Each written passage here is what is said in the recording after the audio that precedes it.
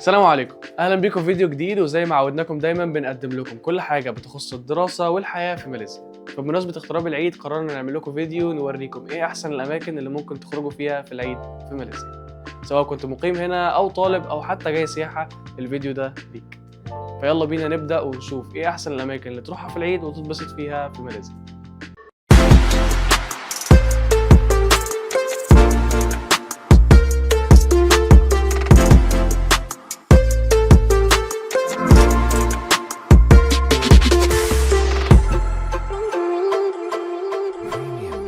نبدأ رحلتنا من العاصمة الماليزية كوالالمبور، المدينة اللي عمرها ما بتنام.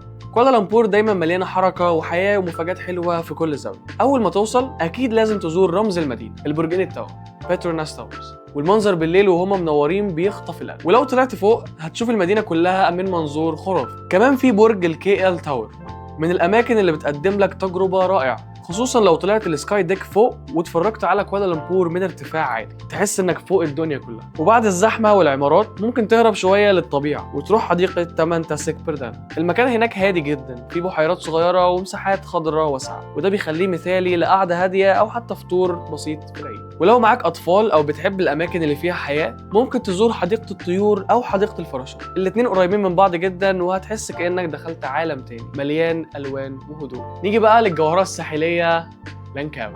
الجزيرة دي تعتبر من أكتر الأماكن اللي بتخطف القلوب في ماليزيا، وخصوصا في العيد بتكون فيها روح مختلفة تماما. أهم حاجة بقى لازم تجربها هناك هي التلفريك. دي رحلة فوق الجبال بتشوف فيها البحر، الغابات والجزر الصغيرة من منظور بانورامي رائع. وفي آخر مشوار الكيبل كار هتوصل للسكاي بريدج، الجسر المعلق فوق الجبال، وده من أكتر الأماكن اللي بتخلي الناس تقول واو، سواء من المنظر أو من الإحساس إنك ماشي فوق السحاب. كمان عندنا شاطئ تشينانج، هو الشاطئ الأشهر في لانكاوي، والمكان مناسب جدا للراحة واللعب على البحر أو حتى القعدة على الرملة وقت الغروب. ولو بتحب المغامرات في جولات المانجروف اللي تاخدك بقارب وسط الغابات المائية، تشوف فيها النسور والكهوف وتعيش مغامرة مش ممكن تنساها. نروح دلوقتي لبينانج، المدينة اللي بتعتبر مزيج جميل بين الطبيعة والفن والتراث.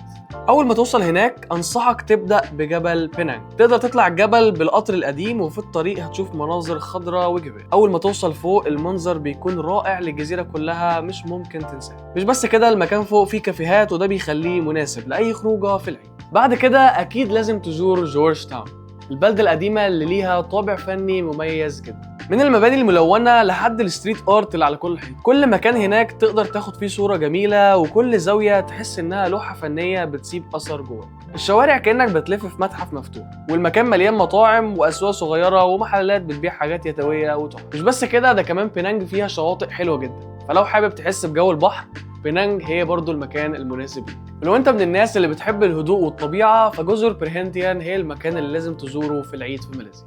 الجزر دي مشهورة بميتها الصافية جدا والرملة الناعمة، وكل حاجة فيها تحس انها بتلمع. الجزر مناسبة جدا للغطس والسنوركلينج او حتى انك تقعد يومين في كوخ على البحر وتفصل من كل حاجة. الهدوء هناك مش طبيعي، وكل حاجة حواليك خضرة وزرقاء كأنك في لوحة. مكان مناسب جدا لو بتدور على وقت هادي تقضيه بعيد عن الزحمة، سواء مع اصحابك او لوحدك.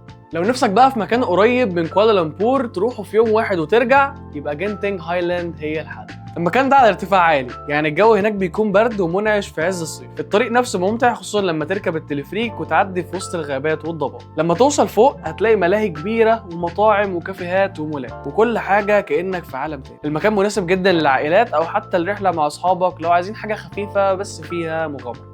اخر محطة معانا هي كاميرون هايلاندز، والمكان ده فعلا مختلف عن باقي ماليزيا. الجو هناك بارد وجميل والطبيعة حواليك من كل اتجاه. هتلاقي مزارع شاي خضراء على مد البصر، مناظر بتهدي الأعصاب وتفتح النفس. كمان في مزارع فراولة ممكن تدخلها وتقطف بنفسك، ومزارع ورد هتخليك حاسس انك في قصة مصورة. المكان كمان مناسب جدا للعائلات، فلو بتدور على هدوء وروقان وحاجة تبعدك عن الضغط يبقى كاميرون هايلاندز هي المكان الصح. غير كده في بعض الاماكن برضو اللي ممكن تروحها في العيد في ماليزيا، زي ملاكا واللي هي مدينة تراثية فيها بعض الأجواء الأوروبية، أو إيبو اللي هي مدينة كلاسيكية وفيها مناظر طبيعية وكهوف. وبكده نكون وصلنا لآخر رحلتنا عن أجمل الأماكن اللي ممكن تروحوها في العيد في ماليزيا. فلو عجبكم الفيديو ما تنسوش اللايك والشير والسبسكرايب، ولو عندكم أي استفسارات تخص الدراسة في ماليزيا أو ماليزيا بشكل عام سيبوها لنا في الكومنتس وهنرد عليكم، وإحنا في بايونير هنساعدكم توصلوا للي محتاجين. كل سنة وانتم طيبين وعيد مبارك، واشوفكم الفيديو الجاي. سلام.